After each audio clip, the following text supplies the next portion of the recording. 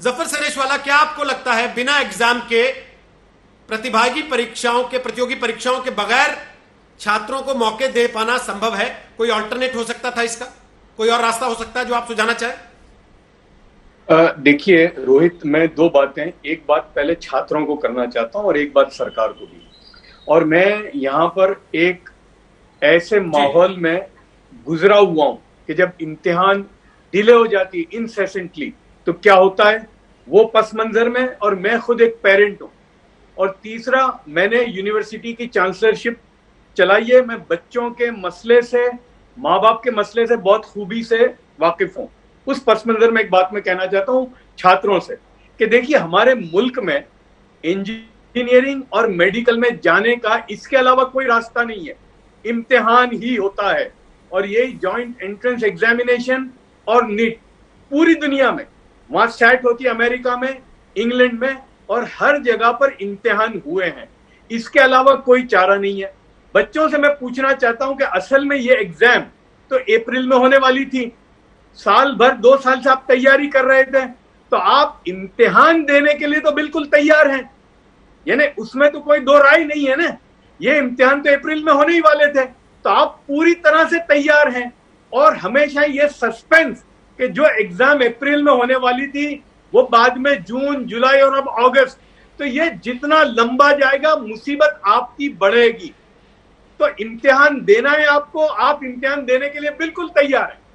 अब मैं सरकार से एक बात कहना चाहूंगा कि सरकार जो है प्रोटोकॉल का ख्याल रखते हुए कि भाई, और एडवांटेज ये है कि लाखों स्कूलें कॉलेजें बंद हैं, तो आप जल्दी से 15 की जगह आप 30 सेंटर कर सकते हैं, 40 सेंटर कर सकते हैं।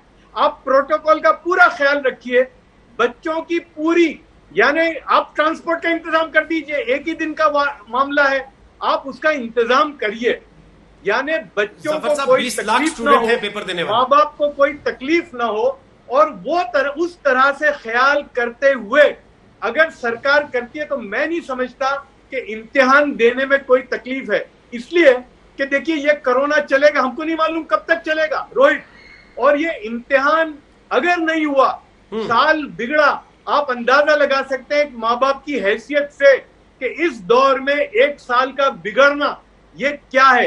तो सरकार अगर सारे प्रोटोकॉल का ख्याल रखते हुए, और बहुत सारे काम हो रहे हैं इस वक्त, दुकानें चालू हो गई हैं, बहुत सारी चीजें, 1 दिन का इम्तिहान, 3 घंटे का इम्तिहान, अगर सारी चीजों का ख्याल करते हुए अगर ये होता है तो मैं समझता हूं कि इसको जल्दी से जल्दी खत्म कर देना चाहिए, इसलिए कि इम्तिहान के बगैर तो कोई रास्ता ही नहीं है।